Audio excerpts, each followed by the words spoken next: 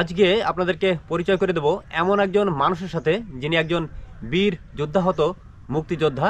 তিনি ৭১-এর যুদ্ধে তার যে হাত, সেই হাত হারিয়েছেন। কেমন আছেন আপনি? ভালোই আছি আর কি। আপনার নামটা কি? নাম মোহাম্মদ কোরআন শেখ।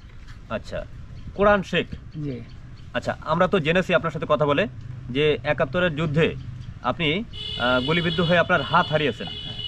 তো প্রথমে বলবেন যে ঘটনাটি কোন জায়গায়, কোথায় ঘটেছিল? ঘটনাটা ঘটেছিল এইসব পুরো টাঙ্গনের মাঝে। সেদিন আমি নৌকায় এসে নৌকাটা বিদায় করতে এসেছি, এমন সময় নৌকাতে দুটো মেয়ে আসলো। আচ্ছা। আমাদের এই টাঙ্গনের টুনু মাস্টারের মেয়ে দুটো, আর আমাকে ছাড়ল না। বললো, চাচা আপনি না গেলে আমরা নৌকা থেকে নামি। ও ভাগ্য ভালো ওদের যে সেদিন নদীর মাঝখানে এসে বাতাস পড়ে গেল। নৌকা আসছিল পালের আর পাল লাগলো না, নৌকাটা ভিড়ে গেল নিচে। ওদেরকে নামিয়ে দিয়ে আমি নৌকাটা উঠে আমার গন্তব্যস্থানে যাচ্ছিলাম।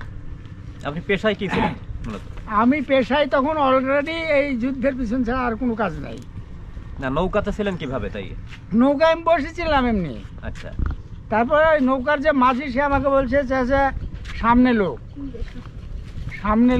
লোক তো আমি যাদেরকে নামিয়ে দিলাম তারাই কেউ হবে বলে আমি খাড়া হয়েছি। আর মুখে গুলি করে এসে আমার পায়ে গুলি লাগলো। হ্যাঁ, পায়ে গুলি লাগলো। তারপরে নৌকায় থেকে ঝাঁপ দিয়ে নিচে নামলাম। এমন সময় নৌকা যখন আমি হাত শাট করে ধরলাম, তখন আমার হাতে লাগলো গুলি। আচ্ছা, এই বাম হাতে। আচ্ছা। ডান হাত পানির ভিতর, বাম হাতে গুলি লাগলো। পরে যদি বা দুটো মাঝি ভালো ছিল নৌকার, ওরা আমাকে তুলে দিল। উঠে দেখি একটা মরা লাশ, আর একজন আমার মতো গুলি লাগে কদরাচ্ছে। তারপর ওদের কোনো রকম ওই দুজনে টানি টুটি ইন্ডিয়ায় পৌঁছালো। ইন্ডিয়ান ডাক্তারে অপারেশন করেছে, ইন্ডিয়ান চিকিৎসাতেই ভালো হয়েছে হাত। আচ্ছা।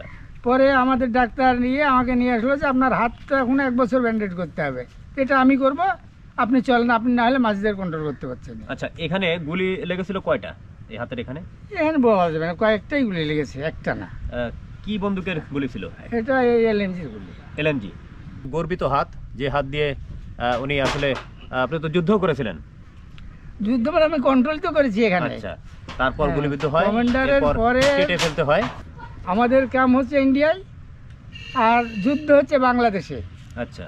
ওই নৌকাগুলোকে সম্পূর্ণ কন্ট্রোল আমি করেছি তখন। আচ্ছা। তারপরে এখান থেকে গিয়ে ডিগ্রি চলে গেলাম। সেখানে গিয়ে আমরা একটা বেশ বড় গাবলাটি পড়লাম। সেখানে প্রায় 42 জন রাজাকার মারি।